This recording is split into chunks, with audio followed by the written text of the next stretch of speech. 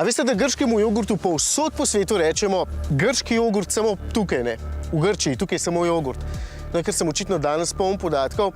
A veste, da je Dacia letos do oktobra prodala že več kot 500 000 vozil in s tem še povečala svojo prodajo. In ne prodajajo dobro samo v Alžiriji, Romuniji, Maroku in takšnih državah, ampak tudi pri nas, Italiji, Nemčiji, skratka povsod. Za velik del prodaje poskrbi pa tale.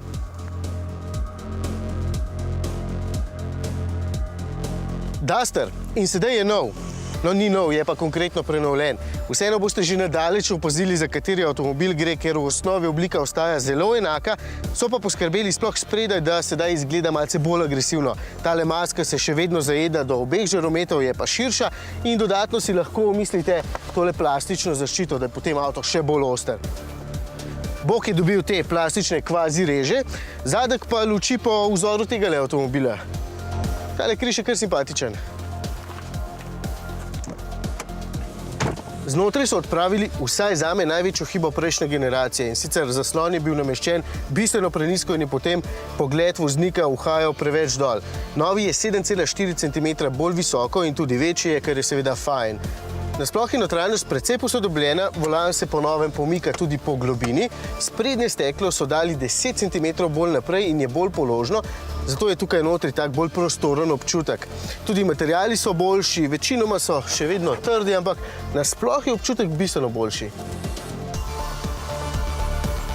Med vožnjo takoj opažam, da je avtomobil bistveno bolj uglajen in umirjen, tudi tih. Pravijo, da je zaradi dodatne izolacije kar za polovico tišji.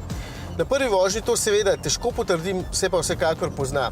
Tudi občutek na volanu je malce boljši, čeprav Duster še vedno ni stroj za posebne vozniške vragolije, vsaj na asfaltu ne, in pri pretiravanju nos kar hitro potegne iz zavoja ven.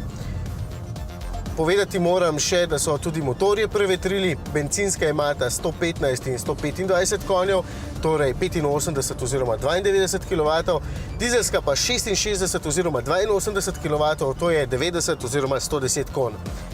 Močnejši dizel je doplačilno na voljo tudi z dvosklopčnim menjalnikom EDC. Pogon je lahko le spredaj ali pa na vsa 4 kolesa. In Duster je ponovno tudi bolj pameten, ponuja opozorilnik za vozile v mrtvem kotu, omejevalnik hitrosti, opozarja celo, če kateri od potnikov zadaj ni pripet, odklepali pa ga boste prostoročno, s kartico v žepu. Predvsem pa je terensko bolj sposoben, čeprav mu že prej kaj dosti ni bilo za zameriti. Sedaj ponuja pomoč pri spuščanju po klancu navzdol in speljevanju navkreber, na tem zaslonu pa lahko tudi spremljate, pod kakšnim kotom se trenutno nahaja avtomobil. Zadnjič sem pri nas gazil po pokljuki v razmerah, ki nikakor niso primerne za avtomobili in mimo mene se je brez težav pripeljal Duster. Tudi gorski reševalci jih uporabljajo, zato je jasno, da se odlično znajde na terenu. Če vas to ne prepriča, vas bo pa nekaj naslednjih kadrov.